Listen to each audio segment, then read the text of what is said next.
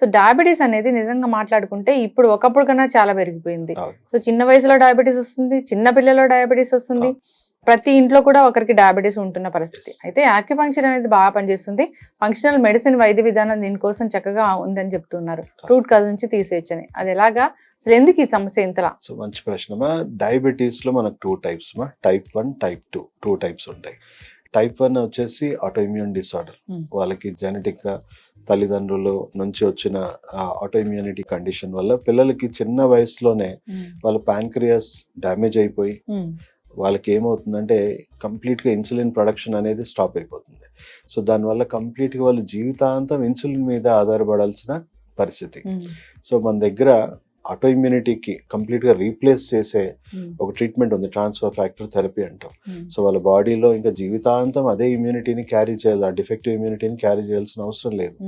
So వాళ్ళ ఇమ్యూనిటీని complete గా ఒక 1 to 2 years లో మనం కొత్త ఇమ్యూనిటీతో రీప్లేస్ చేయొచ్చు. First primary source mother milk. So రావడం డిఫెక్టివ్, లేదా ఇప్పుడున్న వాళ్ళకి చిల్డ్రన్ ఫీడ్ ఏదైతుందో చాలా రకాల ప్రోడక్ట్స్ చిన్నప్పటి నుంచే ఇస్తున్నారు కదా, దానివల్ల కూడా డ్యామేజ్ అవుతున్నాయి. మదర్ మిల్క్ ద్వారా వస్తుందా? మదర్కి already auto immune disorders history ఏమైనా ఉందనుకోండి, వాళ్ళ నుంచి వాళ్ళకి అలా రావచ్చు. అండ్ ఇంకొకటి ఏంటంటే ఇప్పుడు వాళ్ళు తింటున్న చిల్డ్రన్ ఫీడ్ ఏదైతుందో చాలా ప్రోడక్ట్స్ వాడుతున్నారు కదా, బేబీ ఫీడ్స్, వాటిలో కూడా చాలా ఉన్నాయి కదా, టాక్సిక్ ఎలిమెంట్స్ ఉన్నాయి కదా, వాటి వల్ల కూడా కొంతమందికి వస్తున్నాయి.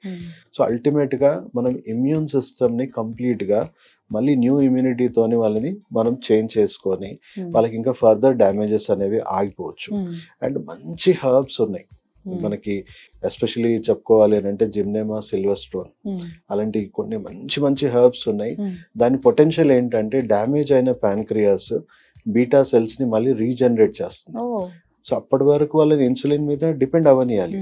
మనం సైమిల్టేనియస్ గా ఈ ఫంక్షనల్ మెడిసిన్ ద్వారా ఆ రూట్ కాజ్ ని కూడా మనం కరెక్ట్ చేసుకొని ఆ ఇమ్యూనిటీని కరెక్ట్ చేసుకొని తర్వాత వాళ్ళ డ్యామేజ్ అయిన ప్యాన్క్రియాస్ బీటా సెల్స్ అని రీజనరేట్ చేసుకొని శరీరంలోనే ఇన్సులిన్ ప్రొడక్షన్ ని మనం డెవలప్ చేయగలిగితే ఫ్యూచర్ లో వాళ్ళు ఇన్సులిన్ వాడాల్సిన అవసరం తగ్గుతుంది. మెల్లిగా టాబ్లెట్స్ కి వస్తారు.